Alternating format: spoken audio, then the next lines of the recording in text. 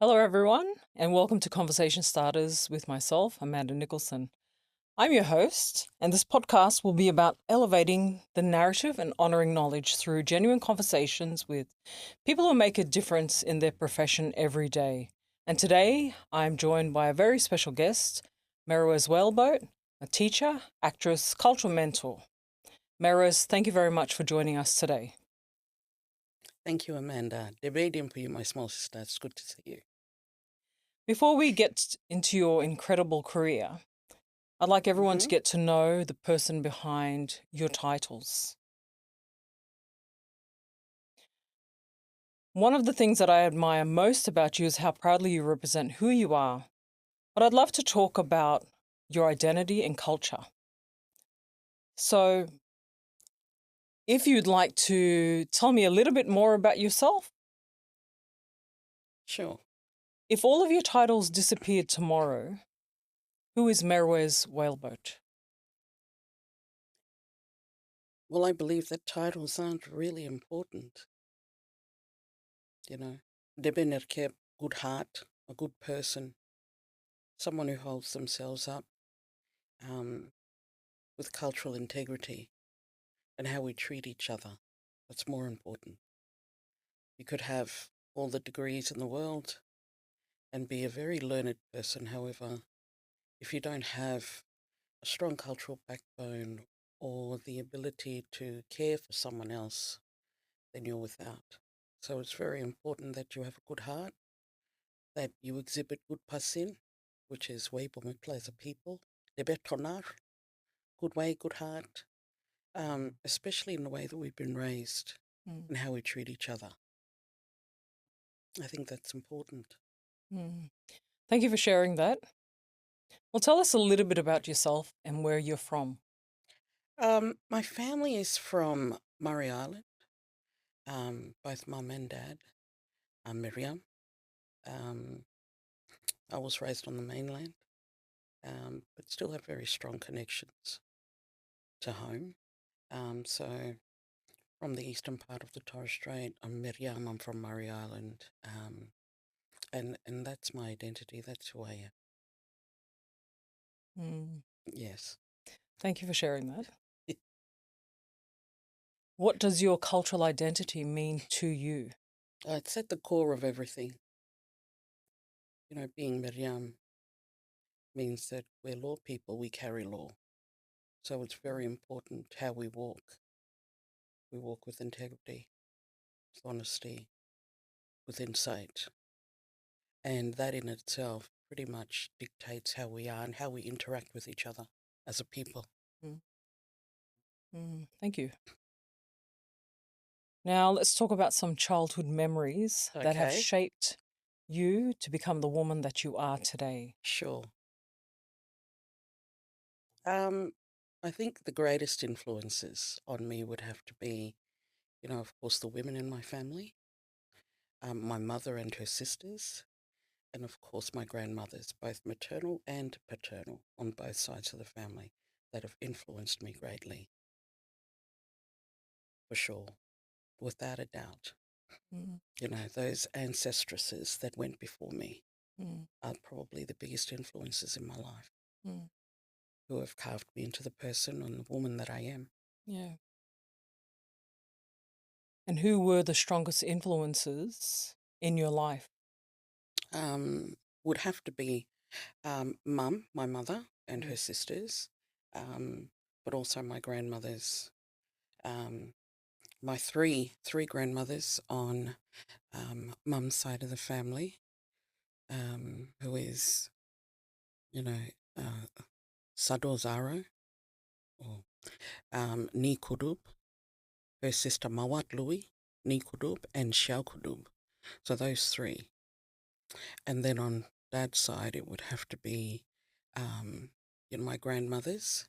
Mm. But one in particular that stuck out for me, because when I was young, my grandmother Sarah Whaleboat and D.I. Sambo had passed. However, the uncompromising Ada Cook, most certainly, most certainly, my grandma Ada Cook, was a big influence in my younger years. Mm. And how did she influence you? In what ways? Oh, very direct, upfront, didn't take no for an answer. Mm. And Um, why do you think that was? she was fiery, Mm. you know, she didn't back down from anybody, and that's what I admired about her the most. S- Was that, Sounds it sounds like a lot of strong Torres Strait Islander women. oh, there's quite a lot of them that have influenced me Mm. into the woman that I am. Yes, Mm. for sure. Their influences have left an impression on me. Mm. Well, thank you for sharing that. But what lessons have you learnt from your parents or your grandparents or elders that have stayed throughout your life as well? From my parents, my father, who was an educator, principal in the Torres Strait many years, a teacher for even longer. So that what I learned from my father was that education is empowerment for our people. That if we are to move forward, we must focus on education and ensuring that the next generation is well educated. Mm. You know, um, that way we have positive educational outcomes, which will lead to, of course, positive employment outcomes and overall positive economic outcomes for Torres Strait. Mm. That's right. And when we think about that, we think about education is the key. Um, Cultural principles as well, upholding them. What are your thoughts around that? Well, it's very important. Cultural integrity is very important. You Mm. know, how you carry yourself. And it's pretty much, it should be the core to everything. You know, your culture is your identity and who you are and how the world sees you, Mm. you know. So, you know, you have to have both Mm. for sure. Mm. Mm. Yeah, thank you. Is there someone who actually changed your life without you even realizing it? Um, I guess when I think about it would have to be my older brother Donald and his influence on me also. You Mm. know, when you grow up in a family and you have your siblings, you don't realize how important Narbit is, the eldest of family, and leadership, and all of that is pretty much learned behavior. You see how the eldest walks and you walk alongside them. So we're both eldest in our family, which are Tumani Narbit. So being eldest of family is important in how you lead. So leadership, which I've learned from my older brother Donald, I'd have to say, is very important to me in how we lead. Mm. Mm. Thank you. All right. I'm going to move on to the next topic. Sure. Well, it's identity and culture. Um,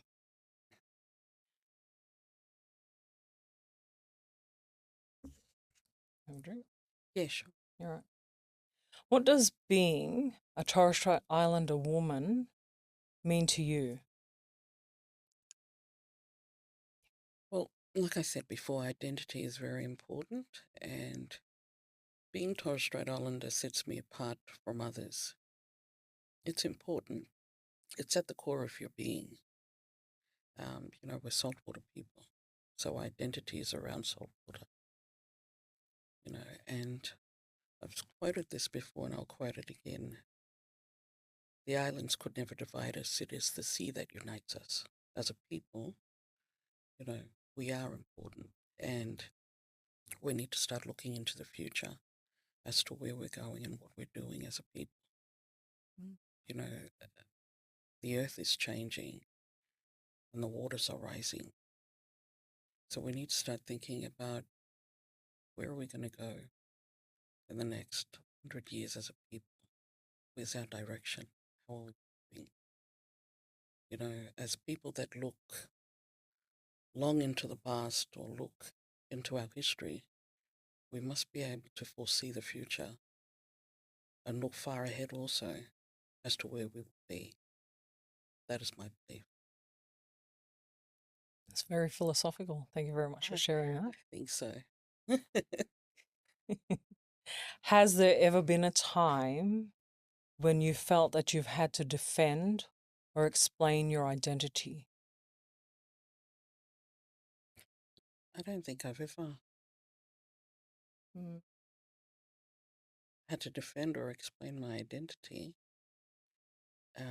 not in a negative way, but mm, just with introductions and introducing myself to people.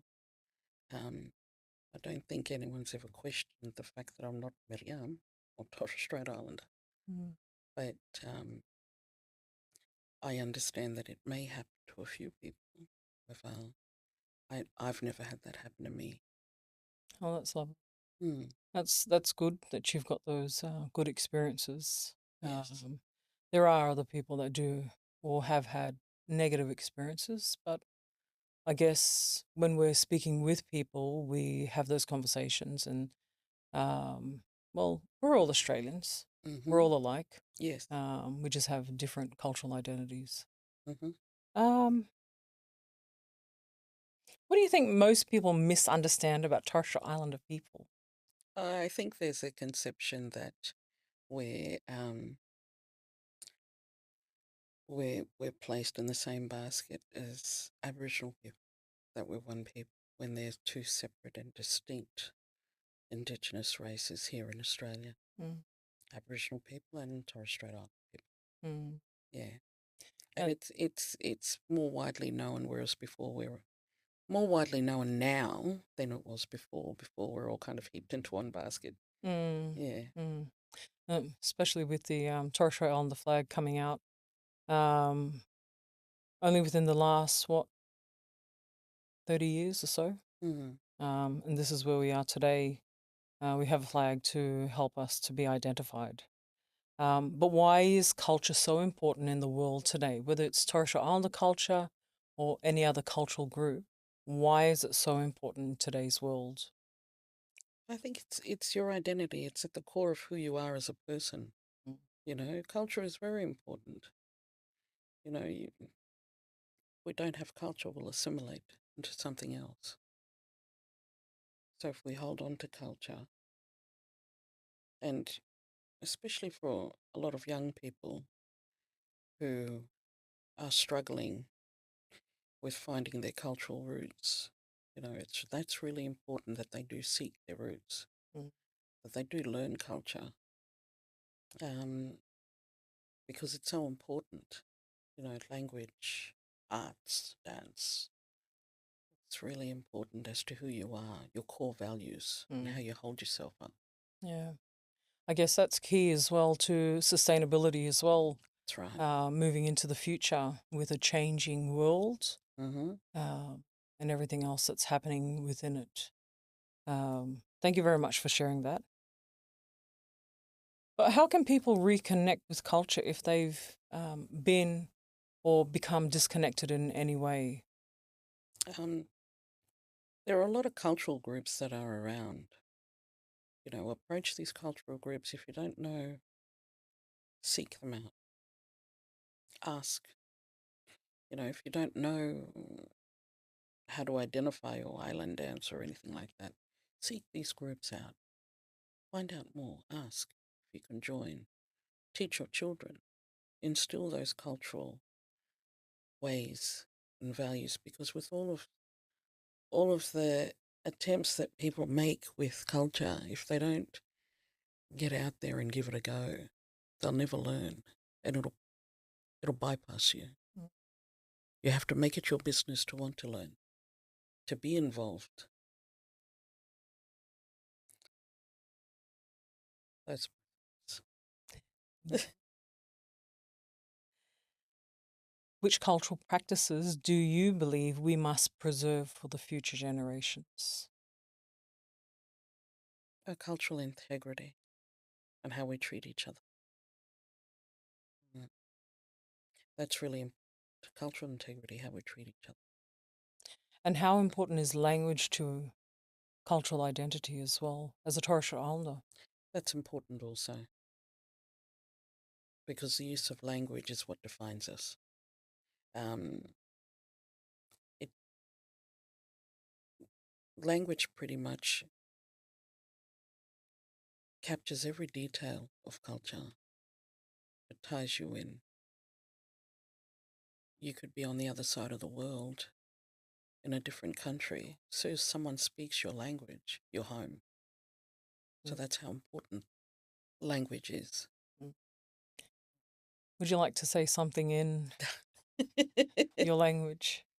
I did before. I said, "Debedim karakibisisi." Good morning, my small sister. Thank you. Oh, as well. So now we're going to move on to the next topic, teaching and education. And Okay. what inspired you to become a teacher? But more, would you like to break down what your academic qualifications are as well? I have a double degree, a double bachelor in education and arts. Yeah. So I'm a teacher. I'm an educator. Yeah. What inspired you to become a teacher? Um, my dad was a teacher. Yeah. So I come from a family of educators. Um, uncle, dad's older brother, um, Dad Koiki Mabel, was the one who set up the Black Community School in Townsville in the 70s. And he encouraged Dad to go in and study and become a teacher. So Dad did that. He went to university at James Cook Uni and became a teacher 4 years later. And so it kind of dropped a pebble into a pond, Mm, the ripple effect. yeah. So there's many of us in our family that are teachers or educators. And now my older brother, he lectures at the university, at the School of Medicine. So many of us, have studied, have gone through uni, tertiary qualifications, and yeah, it's really important. Education is very important in my family, Mm. What a difference that has made in your family. certainly. Um, so I understand that you work with young people. What do you enjoy most about working with them? I've worked with young people all my life, so um, I love working with young people. I love mentoring, teaching, and watching young people grow and coming into their um, reaching their potential, their full potential. And so, I guess, like my father before me, education is very important in how we drive those positive outcomes, those educational outcomes that we're looking for, and empowering our people is very important. Yeah, so that's really, thank you very much for sharing that, Merwez. You're welcome. But what are some of the biggest challenges facing Indigenous students today? What have you seen amongst the students that you've worked with? Mm. What was some of the biggest challenges, and how do you help the students when you're working with them as well? I think some of the biggest challenges is the family well-being. It can be difficult for a lot of young people to focus on education when there's other stuff going on at home. So family well-being is really important.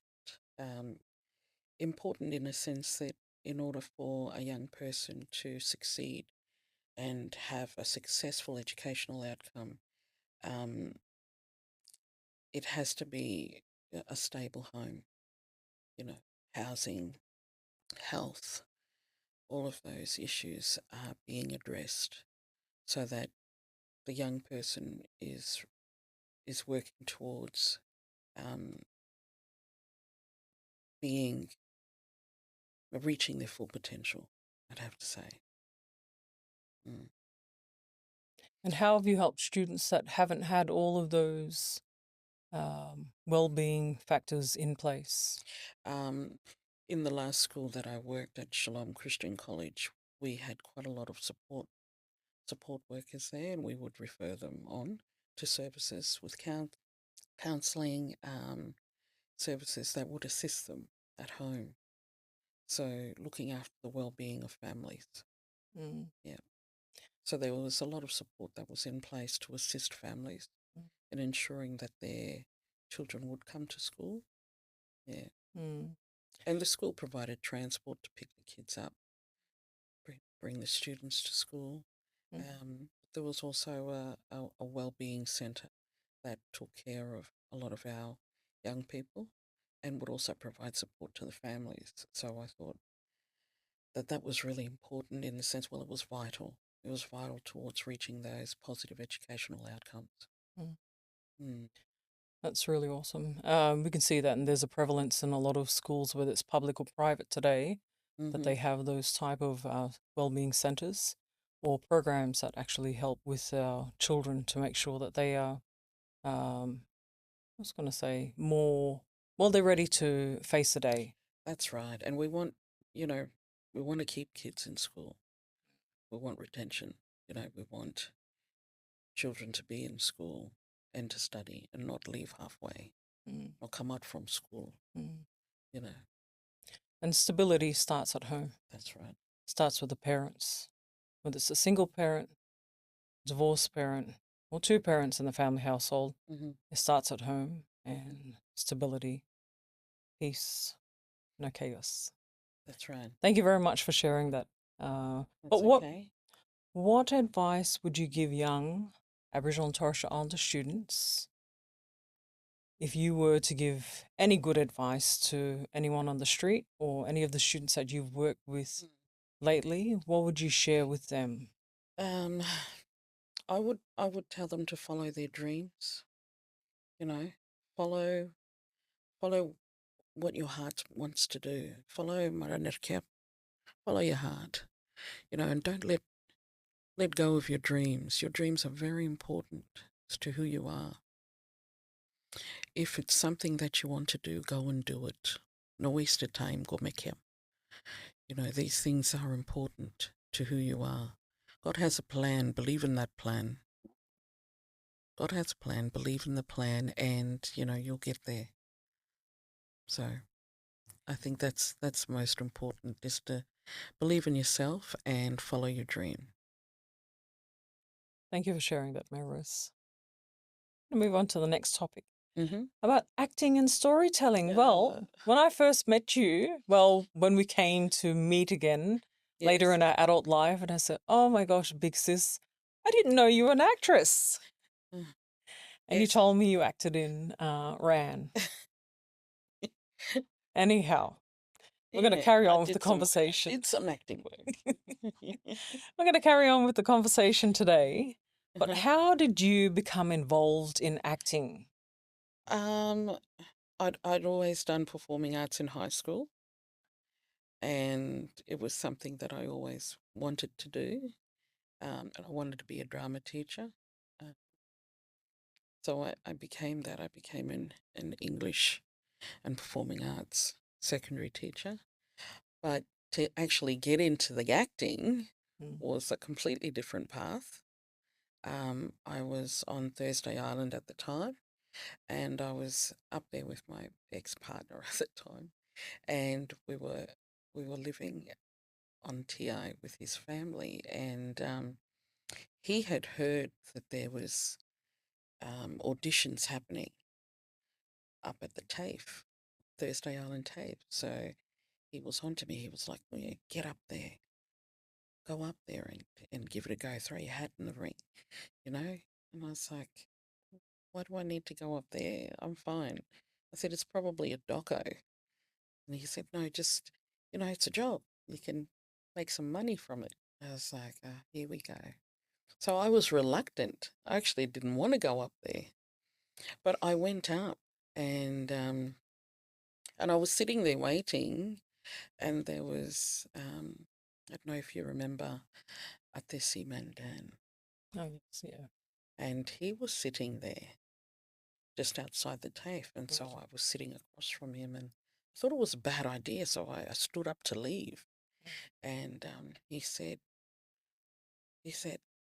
well, he asked me where I was going, and I said, "Oh, I'm going to go home, Ataiguals." Mm. And he said, "Well, you should stay and give this a go." And I said, "Oh," I wasn't feeling very confident at the time, and I thought, "Oh." Then he said, just stay and give it a go. it's an opportunity, and an opportunity is coming once in a lifetime for our people. So because you know, an elder was talking to me and he gave me some good advice, so I stayed, and then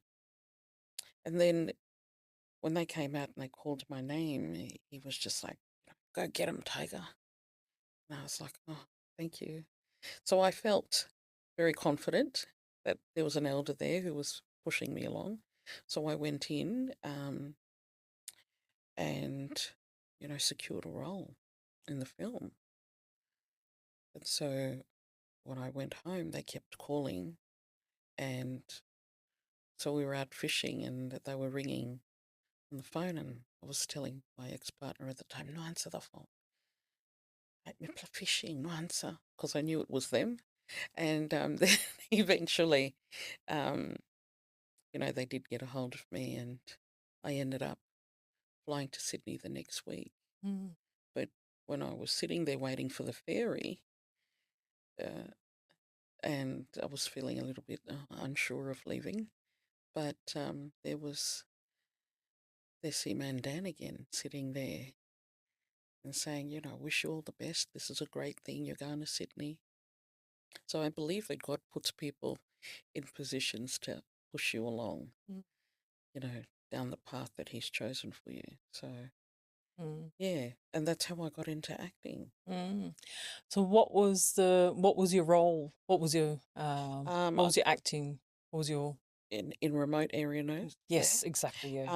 I played Bernadette, Right. which was a very, can I say it? She's a brilliant character that they've written into the storyline, and it's very much an in-law but an outlaw in that clan, in that family. So yeah, I enjoyed playing Bernie. Yeah, I enjoyed playing that character, and it was a fast trip for me. Like we went from being on TA to being in Sydney the following week, and then a week later I was on Musik filming. So doors opened and I just walked through. So I'm thankful because God's put me on a journey, and so far it's been a wild ride. It's awesome.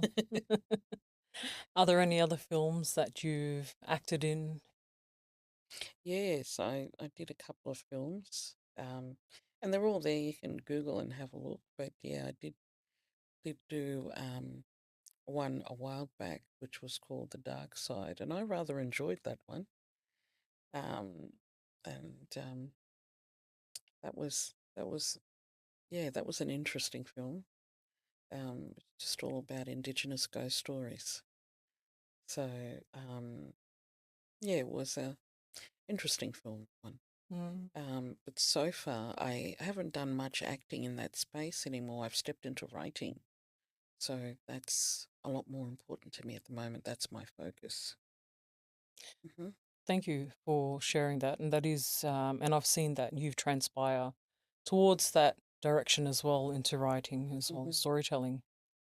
Um, what stories about Torres Strait Islander people do you think it would be important for Australians to hear about? Um, Is there any other theme that could be covered? well, I think there are a lot of stories, a lot of myths and legends. There's been quite a few books out about our myths and legends, which are important um, in the telling of our people's history and how we became the people that we are. So, like the stories of Gilam, and, these are identity stories and stories of place, stories of home. And so it's important to keep that alive, with the storytelling, with writing, and putting our stories out there, which is what I'm doing in the process at the moment. Mm. Yep. Would you like to share about the book that you're ready to publish? Yeah, Sure, if you would. You don't have to tell Yeah. us everything. No, Just give no. us a bit of a snippet. Well, yeah, I've been busy in the past 5 years doing a children's book. So it's a collaboration with myself and a brilliant artist, Sharon Finessa. I love her artwork. So I always knew that I wanted to do a children's picture book with her.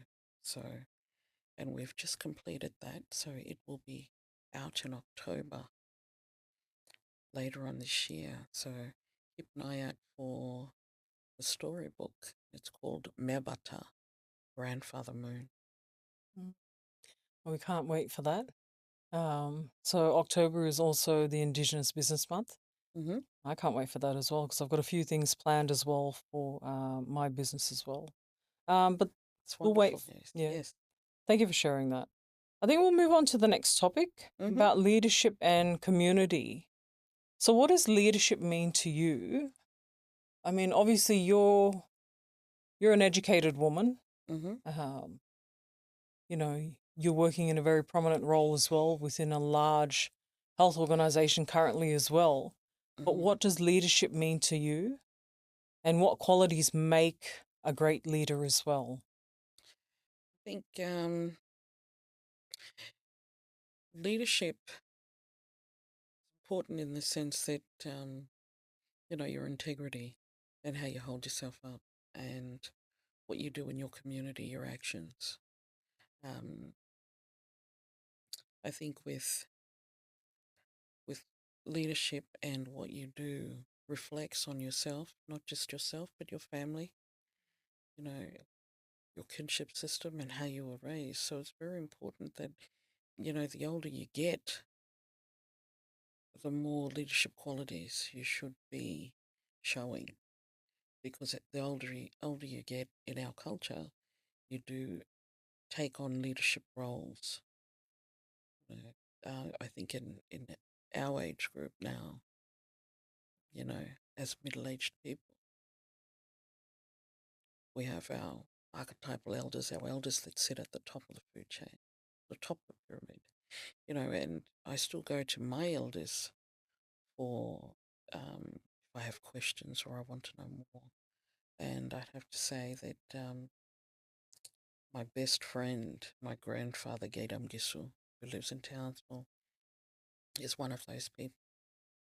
Um, my big brother, Oath Bearer, who lives in the Burdekin, he's another one that I sit and talk to and ask questions of. So it's really important when it comes to leadership that you do consult with others also. Cultural leadership, how you hold yourself up, your cultural integrity. Um, and it's very important that consulting with them and talking to them is evidence of keeping your culture alive Mm. and ensuring that that wisdom is passed on, because that's what it is, wisdom. Mm. Mm. Yeah, and it's really important as well. And this is why I wanted to start doing podcasts because it's about elevating the narrative as well, but Yes. also honoring knowledge as well. And if we don't have those elders in our families, then what would you advise for Torres Strait Islander people to do? To seek out other people, to Well, we come find somebody who's a mentor? yes, well, we come from an extensive kinship system. Our kinship system is extensive, as I said, and there are people out there that can mentor you in culture. All you have to do is Mm, ask them.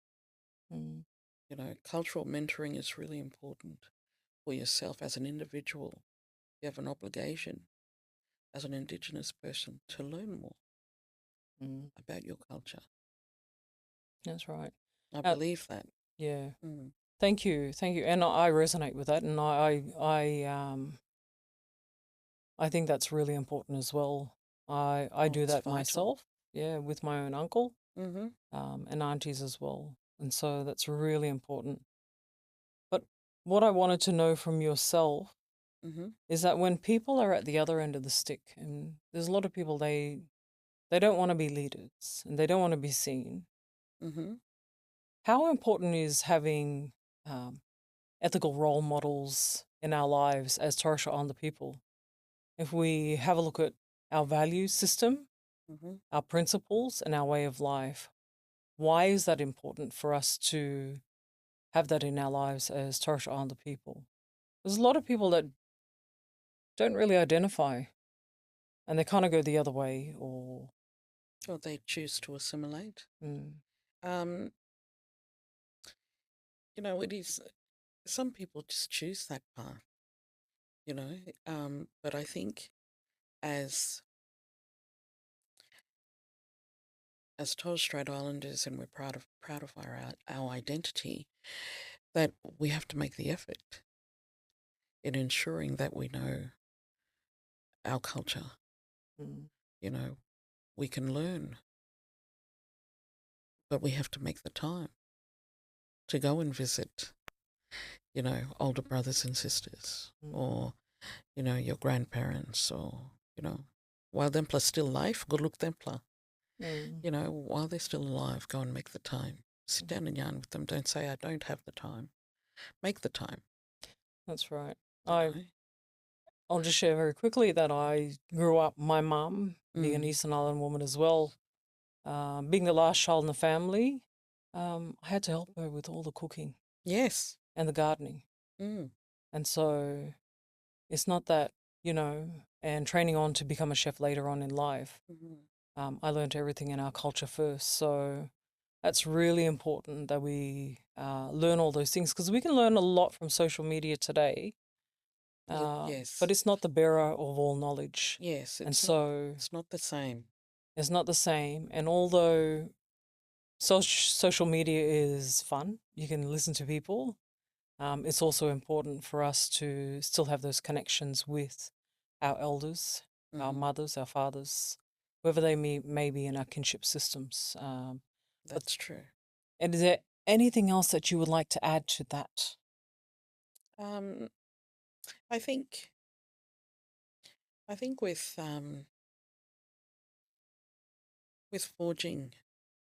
forging your own identity, as a Torres Strait Islander, and learning as much as you can, and your individual path that you walk, it is vital that you make the time. It is vital that you sit down and learn as much as you can, because there are others that are walking behind you, and they will ask you questions. They will want to know. Younger generation are very inquisitive. They always want to know things. And I know from being a teacher that they don't hold back with having to ask and wanting to know more, especially about culture. And you being in a position of carrying those cultural tools and sharing your experiences with them have to be accurate, and you have to make the time, you know. And so I think it's really important that, in keeping culture alive, that we do focus on learning as much as we can and being proud Torres Strait Islanders and sharing our culture and not holding back. No gatekeepers. Share. Oh, as well. Thank you. So, if we want to finish on leadership and community, what gives you hope for the future of our communities? Um, I guess what gives me hope for the future of our communities is that we build stronger generations to come, that we invest in our young people. That way we have a strong future. We invest more in them. That's my belief. If we invest in the generation of tomorrow, we'll have a stronger pathway for our people to move forward. Mm, yeah. Thank you for sharing that, Merwez. I'm going to move on to the next topic. Sure. NAIDOC Week 2026. NAIDOC Week. So this year's NAIDOC Week theme is 50 years of deadly. 50 years of deadly. That sounds like a great theme. I know. Yeah. What does that theme mean to you, though? So it's 50 years of deadly. What's the full NAIDOC theme there. That is it. 50 years of death. So we're celebrating 50 years of being deadly. Okay. Well, 50 years is a milestone. It's a milestone. 50 years of being deadly. And if we look back into our history as Aboriginal and Torres Strait Islander people, there are so many milestones just to get here. You know, if we look back at our history with Torres Strait Islanders, and how we've moved forward in our identity and become a strong people, movers and shakers. That's important. And together with Aboriginal people, being first Australians, we've define ourselves in our own country and who we are. Mm. They've had to accept us, warts and all. That's right. Yeah. What concerns you most about the future generation, though?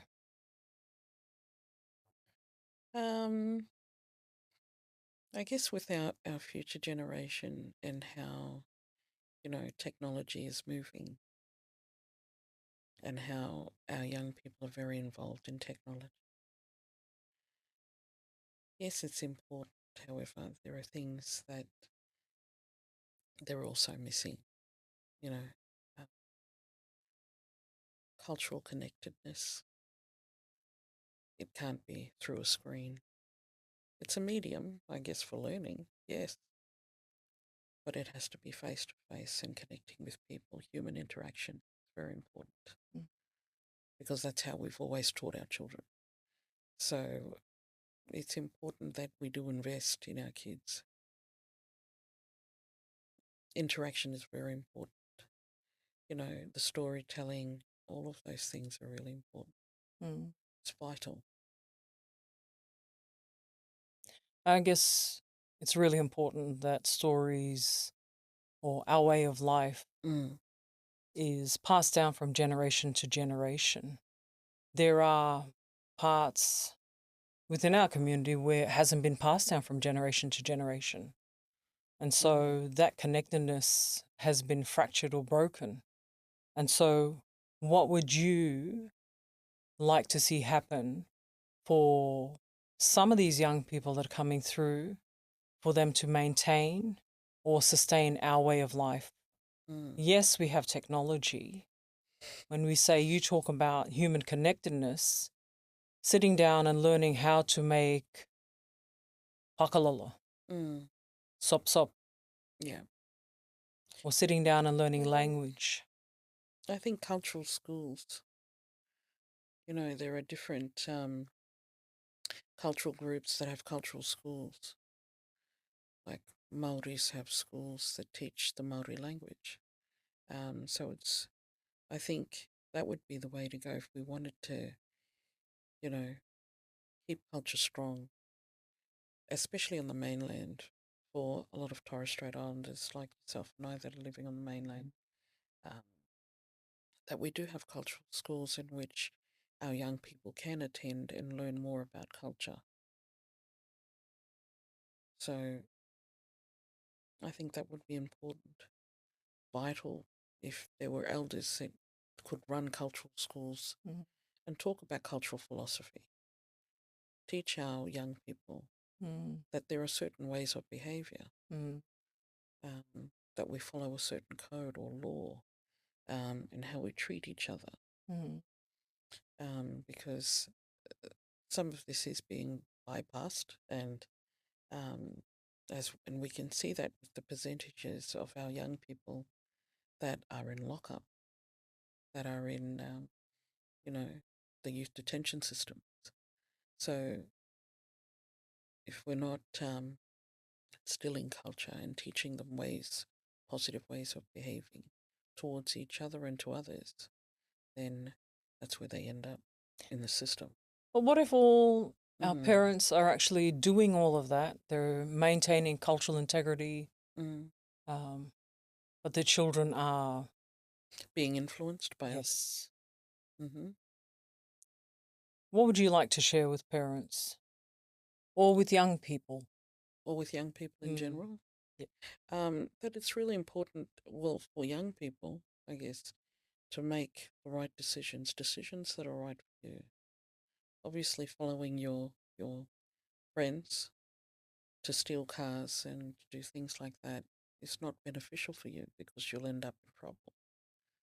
You know, make strong choices that will keep you safe, um, strong choices that will benefit you in the long run, that will not place you in a youth detention center or not place you, in places where you're not going to be happy, Mm. and they're obviously not the kind of friends that you would want to have if they were leading you down that. Mm. And, teaching our kids to make positive choices and strong choices is really important too. Mm. I have a lot of customers that come into the shop and they ask me how to make certain cultural dishes. Okay. Um, and I ask whether they've got any prior knowledge, and they say they don't. They were never taught by the parents Mm-hmm. or the grandparents. And I think it's important for us as parents as well to be a part of that. We learn from like I've learned from my mother, Yes. from my grandmother, and then that's been passed on. And so that's part of maintaining our cultural identity as well. Obviously, I'm in the food industry. I think it's really Mm. important as well. So our cultural food, and that's why I do what I do, um, because it leaves that legacy as well, my children as Oh, well. it sure does. And, just being in the kitchen with, you know, mum, your aunties, it's such a beautiful place of learning, you know, how to prep food, how to cook food, and bringing the family together, sitting at the table, and we're all having a meal together. That too is another aspect of culture for me, like the preparation of food, which is also important to all of our functions, like whether we're having, a funeral cake day or tombstone unveiling or things like this, initiation ceremonies. Food is also the key to bringing everyone together.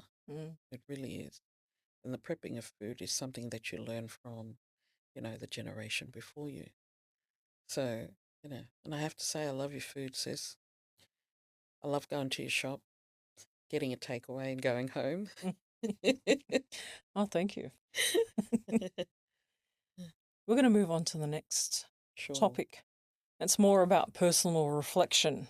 Okay. But what has been one of the biggest challenges you've ever had to overcome in life so far? I think biggest challenges, um, is just pretty much trying to discover who I am. Um, and that's more of a personal growth, you know, who I am as a person and where I want to be and what I want to do and all of that, the personal journey, the individual journey of the soul and how we grow, how we evolve. And, there have been a lot of ups and downs, but, God is good. The journey itself has been pretty good, you know. Um, and the challenges have been, it's always something unexpected popping up, but it's important how you look at it and how you overcome those challenges. And I'd have to say maybe the greatest challenge was possibly being a young mum and studying and um, trying to get my career going and having babies and juggling and now I reflect on that and I look back. My kids are all grown now and pretty much on your own, doing your own thing. So, at the time it seemed quite difficult. Now, if you look back, you just think, oh, that was the journey, that was the path. So, yeah, it may seem that way at times, but at the end of the day, you know, if you put in the hard yards, it all comes back to you. Mm. And so I'm quite a happy grandmother with a 6-year-old grandson. That's my reward, all the hard work. Mm. Mm, Thank you for sharing. no worries. We all have crucibles in our lives and things that impact us. Mm-hmm. What has been a crucible in your life and made you to basically, well, you become resilient. Mm, So you have to pivot at some point. Is there something that you'd yeah. like to share about an experience? I think I think with what I said before, about life's ups and downs and experiences of grief and loss would have do affect us in a way, you know, and it can change us if we stay in that grief and we stay in that loss. So it's really important that I guess we pick ourselves up and move forward. I have found myself with through grief and loss um, that at times it's difficult, But the great thing about Merwez Torres Strait Islanders is that and this is my personal opinion, that that when we lose family members or family members pass on, we have a great opportunity to let go of that grief through tombstone unveilings. We deal with our own grief in a way that we can mourn for that person, and then when we open the tombstone, we let go of that. In a lot of other cultures, I can see that they don't let go of that grief. They don't have an opportunity to. A lot of them walk around in their dark clothes and they don't let go. Whereas in our culture as Torres Strait Islanders, we have an opportunity to let go of that grief. And I think I'm just reflecting on the fact that, when we've lost family members, we grieve for them for a certain time and then we have a tombstone unveiling where we let go of the grief, where we let go of our sorrow. We not cry. We don't carry that anymore.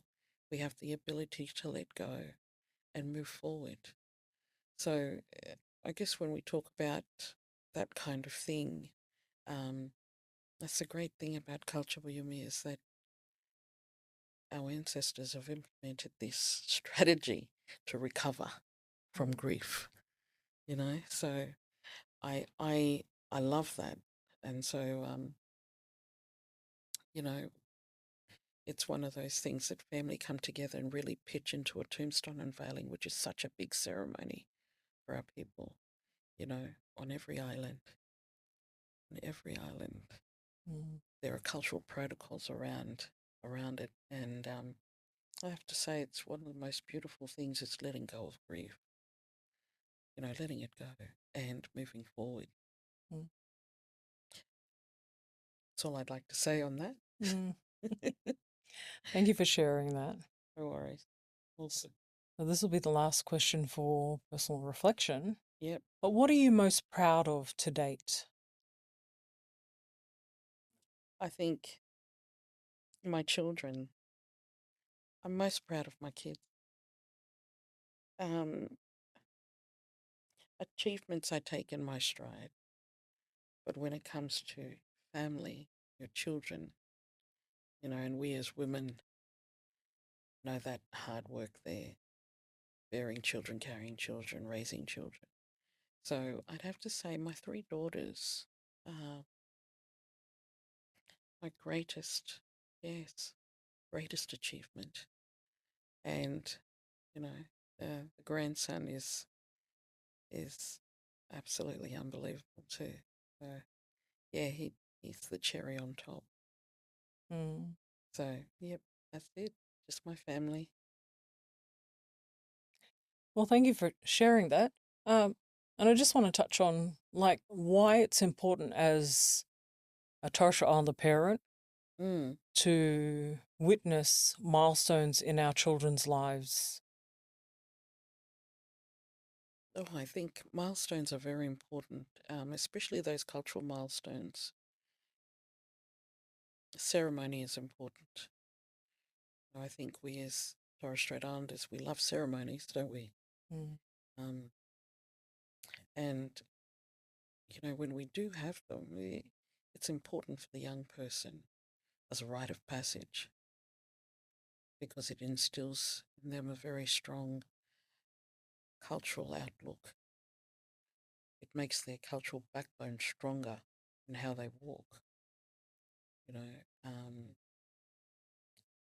and especially when they're being taught things, you know, from elders or from their, you know, maternal uncles, when they're being taught things, it's really important in how they see themselves when they look in the mirror and they see a strong young person standing there. It's really important. So rites of passage are important, ceremonies are important. It builds their identity. And what if some of our young people coming through, Mm. they don't get to be a part of cultural ceremonies? Mm-hmm. Do you think that it impacts them and then they don't have that basically like a blessing or rite of passage as you I think it as you say? How does it impact them? I think it would impact them in a sense that um, it, how young people are, they have to reflect on their identity and who they are and where they're going. So part of their identity is being strong, and we encourage that by giving them ceremony. If they miss out on ceremony, then you know it doesn't give them the opportunity to learn. You know, and they may feel, I guess, lesser than when they mix with others that are much stronger in culture, and then they would have to find or have the ability to venture out on their own and learn more. You know, but it's important that parents instill the cultural knowledge in their children if they can, and I guess when they get older, and if it's not instilled, they would have to seek it. And those are just my own personal views and thoughts that, I've seen a few people seek culture, which is good. They weren't raised in it, however they seek it. They joined, dance groups and learned to dance, and it was important for them. Mm. So I guess encouraging our young people to get involved, it's really important too. Mm. And I guess almost these milestones, these rites of passage are building blocks in our cultural identity as well. Well, And yes, and they've been implemented by ancestors for those reasons. mm, I believe that, you mm. know. Well, thank you very much Yeah. for sharing that. Well, we've finished with all of the questions that I want to ask, but we're going to go through some quick fire Oh, questions. quick fire questions, rightio. Okay. So, what is your favorite island food? Sop. Do you love making it? Love it. Love making it. Yep. What's your favorite place in the Torres Strait? Murray Island. Quick fire questions. Quick questions. Favorite childhood memory? Walking to the shop with my grandmother holding hands. Is that on Murray Island or here on the mainland? It would have to be in the Burdekin, actually. Just walking around the corner to the shop. Yep. On the mainland. In air. What is your most favorite cultural celebration? Being in the Torres Strait. Well, I like tombstone unveilings. I know it sounds morbid, but I do love them. What about weddings? Yeah, weddings are okay. What about shaving parties? Yeah, okay. What's one word that describes your culture? One word that describes my culture: complex. Complex, but in all areas, absolutely wonderful too. Someone who inspires you. Someone who inspires me. Sorry, I'm just trying to think. My elders. My elders inspire me. Coffee or tea? Definitely coffee. Sunrise or sunset person? Sunrise. I'm from the Eastern Islands. Always sunrise. One book everyone should read. How to Win Friends and Influence People by Dale Carnegie. One piece of advice you live by. The golden rule: treat others as you would like to be treated. And very final question. Yes. If there was one message you could leave for the next generation of Aboriginal and Torres Strait Islander young people, what would it be? A message for them.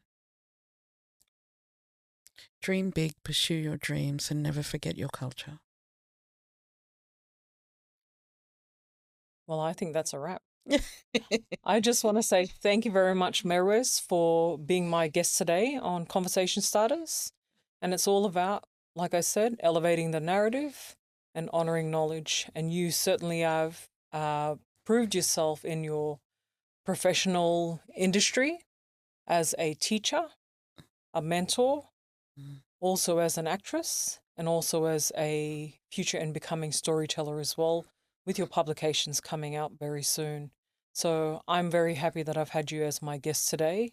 And is there anything else that you would like to share? I just want to thank you for having me on. And I know this is your very first podcast with your conversation starters sessions that you're having. And I absolutely loved being here. So thank you so much.